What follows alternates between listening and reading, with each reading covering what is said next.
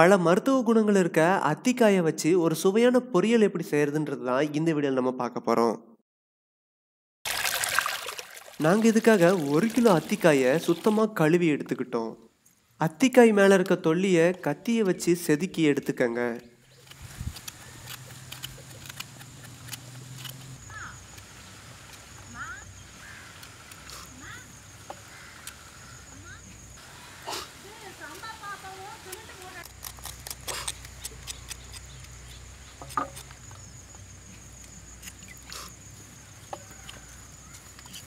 அத்திக்காயை நல்லா பொடி பொடியா அரிஞ்சு எடுத்துக்கலாம். அப்பதான் வேக வைக்கிறதுக்கு கொஞ்சம் ஈஸியா இருக்கும்.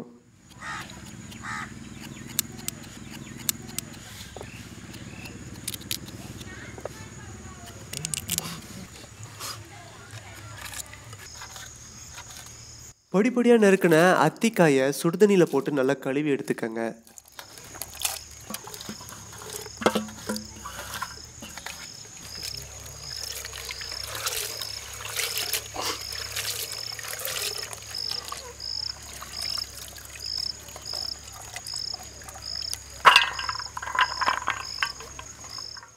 அத்திக்காய் பொரியலுக்கு தேவையான மசாலாவை இப்போ பார்த்துடலாம். 5 தக்காளி, 3 பெரிய வெங்காயத்தை பொடி பொடியாக நறுக்கி எடுத்துக்கங்க. கொஞ்சம் இஞ்சி பூண்டை அரைச்சி எடுத்துக்கலாம். 5 பச்சை மிளகாயை நறுக்கி எடுத்துக்கலாம். கொஞ்சம் கொத்தமல்லி, கருவேப்பிலையும் எடுத்துக்கலாம்.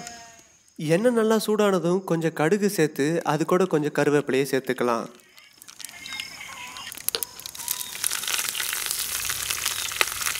அரைச்சி வச்சிருந்த இஞ்சி பூண்டையும் அது கூட சேர்த்து நல்லா வணக்கிக்கலாம். இஞ்சி பூண்டு நல்லா வணங்கினதும் அறுத்து வச்சிருந்த பச்சை மிளகாய் அது கூட சேர்த்துக்கலாம். இப்போ நறுக்கி வச்சிருக்க வெங்காயத்தை அது கூட சேர்த்து நல்லா வணக்கிக்கங்க.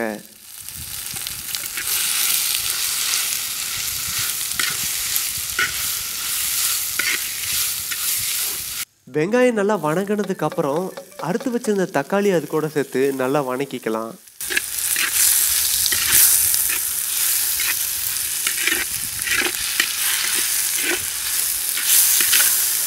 தக்காளி நல்லா வணங்கிடுச்சு. இப்போ பொடி பொடியாக நறுக்கி வச்சிருந்த அத்திக்காயை இது கூட சேர்த்துக்கலாம்.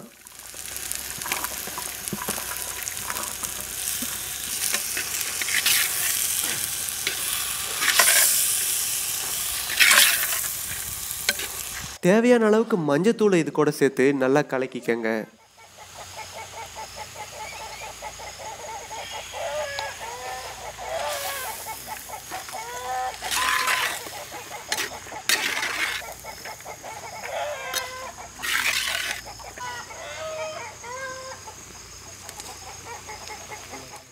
அத்திக்காய் ஓரளவு எண்ணெயில் வணங்கினதும் அது கூட கொஞ்சம் உப்பு இப்போ சேர்த்துக்கங்க.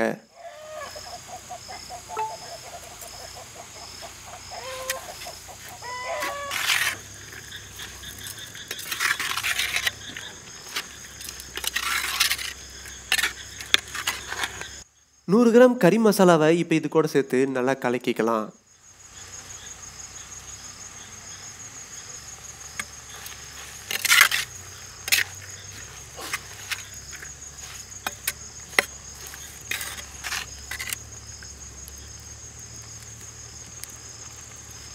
அத்திக்காய் நல்லா வேகிறதுக்கு தேவையான அளவுக்கு தண்ணி ஊற்றி நல்லா வேக வச்சுக்கலாம்.